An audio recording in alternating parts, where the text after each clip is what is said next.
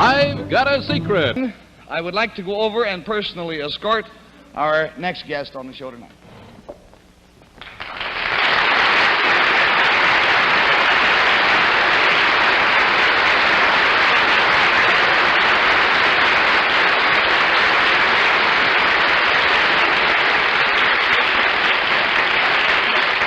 There you go.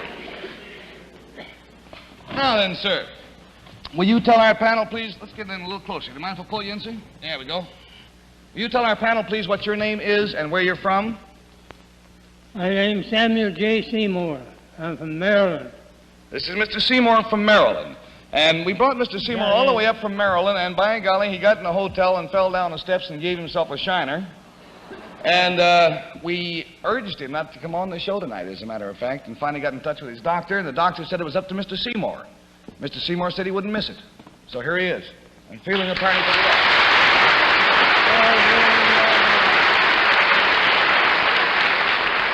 Now then, Mr. Seymour, how old are you, by the way, sir? 96. 96 years old. Now, sir, if you'll whisper your secret to me, I'm sure the folks at home would like to know what it is.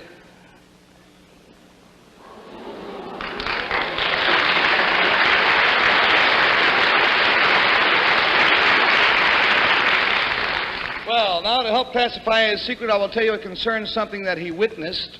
And Bill Cullen, we'll start with you. Something that he saw, something he saw happen. This thing that Mr. Seymour saw, does it have historical significance? Does this have historical significance, Mr. Seymour? I would say yes, wouldn't you, sir? I can't hear him very good. You have to tell me what it is. Yeah, there's quite a distance between our desks here. Let's all speak up, huh? Does it have political significance? It had political significance at the time. Yeah. Yes. Well, if you're 96, that would make Mr. Seymour born in 1860. Henry is such a mathematician. Yeah, he's been writing over there all the time. This thing, did it have anything to do with the Civil War, Mr. Seymour? No, it had not to do with the Civil... Well, let's say indirectly it was concerned with the Civil War. Did it all right, an answer? Mm-hmm. Did it concern a famous person in American history? Very well-known person. Did it concern a famous person, Mr. Seymour? Yeah. Yep.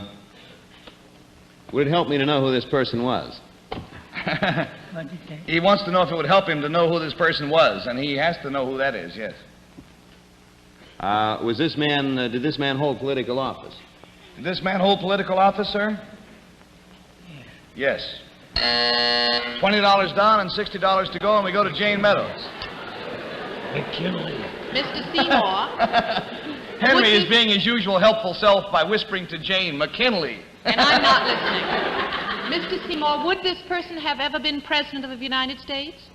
Was he ever president, this man? Oh, I think he was once. Would it have been Abraham Lincoln? It was Abraham Lincoln, yes. You witnessed something to do with Abraham Lincoln. Was this a pleasant thing? Was it a pleasant thing you saw, sir? Not very pleasant, I don't think. I was No. scared to death, so. He said, no, he was scared to death. Would it have had anything to do with the President Lincoln's death, by any chance? Unfortunately, yes. Did Mr. Seymour witness the shooting of President Lincoln?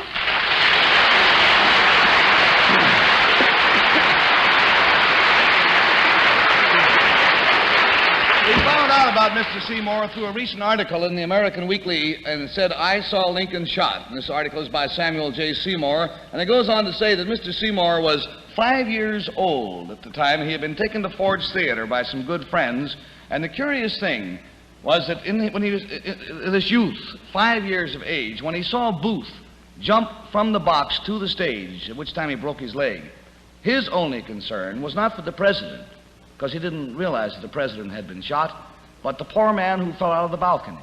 And that's all of his memory is of going to the theater and seeing a man fall out of the balcony.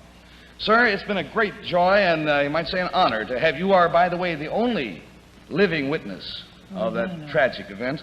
And we are certainly going to forfeit the complete $80 to you just for your courage in coming here to see us tonight.